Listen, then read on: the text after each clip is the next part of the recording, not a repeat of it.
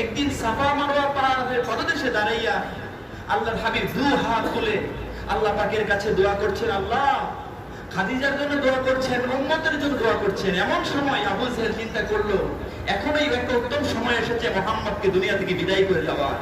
পিছন দিক থেকে বড় একটা পাথর নিয়ে বিশ্বনবী সাল্লাল্লাহু আলাইহি সাল্লামের মাথা বরাবর আবু জেহেল মেরে দিয়েছে। টাকা ব্রাস্ট হলে যেমন মাটির সাথে মিশে যায়, আল্লাহর হাবিব সাল্লাল্লাহু আলাইহি সাল্লাম মাটির সাথে মিশে গেলেন। এই অবস্থায় তিনি পানির জন্য আকুতি করছেন। আবু জেহেল ঘোষণা করেছে তার সাহায্যে কেউ আসবে না, তাকে দুনিয়া থেকে বিদায় করে দেওয়া হবে।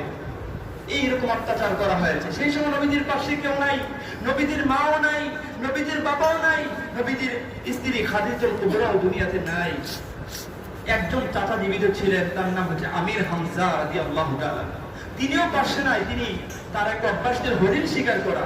তিনি হরিণ শিকার করার জন্য যখন মরুভূমিতে গিয়েছেন, হরিণকে লক্ষ্য করে করে যখন তীর নিক্ষেপ করছেন, এমন সময় হরিণের দুই চোখ বেয়ে বেয়ে দর দর করে পানি পড়ছে আর মানুষের ভাষায় কথা বলছে, হে নবীর চাচা আবু আমির হামজা, আজ বিকেলে তোমার বাড়িতে আমরা পানি জমাবো, আমাদের জীবনটাকে উৎসর্গ করে দেব।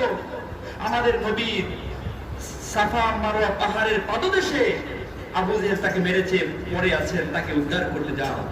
এই কথা শোনার সঙ্গে সঙ্গে আমির হামজা ঘোড়াটাকে ঘুরিয়ে দিলেন, তাড়াতাড়ি গেলেন। যাওয়ার পর বললেন, চাচা আপনাকে কে মেরেছে, আজকে প্রতিশোধ নেব। তাকে তার কাছ থেকে আজকে প্রতিশোধ নেওয়া হবে। আল্লাহর হাবিব সাল্লাল্লাহু আলাইহি সাল্লাম বলেন, চাচা প্রতিশোধ নিয়ে যতটুকু আমাকে খুশি করতে পারবেন তার চাইতে বেশি খুশি হব, তার চাইতে বেশি খুশি হব, তার চাইতে বেশি খুশি হব যে আপনি যদি একবার কালিমার অমীয় সুরা আপনি পান করেন, আমি তার চাইতে বেশি খুশি হয়ে যাব। জোরে বলেন সুবহানাল্লাহ। আমির হামজা চিন্তা করলো, যেই মানুষের মধ্যে প্রতিশোধের কোনো তামান্না থাকে না, যেই আবু জেহেল বিশ্বনবীকে মেরেছেন, আমাদেরকে গালি দিলে অল্টারনেটিভ গালি আমরা রিপিট করে থাকি। কেউ ক্ষতি করলে আমি একটু ক্ষতি করে নেওয়ার জন্য চিন্তা ভাবনা করে থাকি।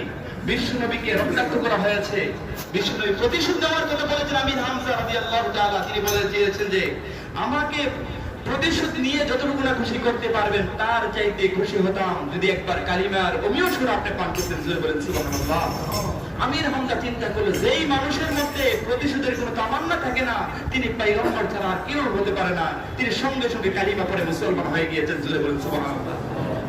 সম্মানিত হাজিরিন, বিশ্বনবীর অন্যতম আদর্শ হচ্ছে যে প্রতিশোধ না নেওয়া, তাকে ক্ষমা করে দেওয়া।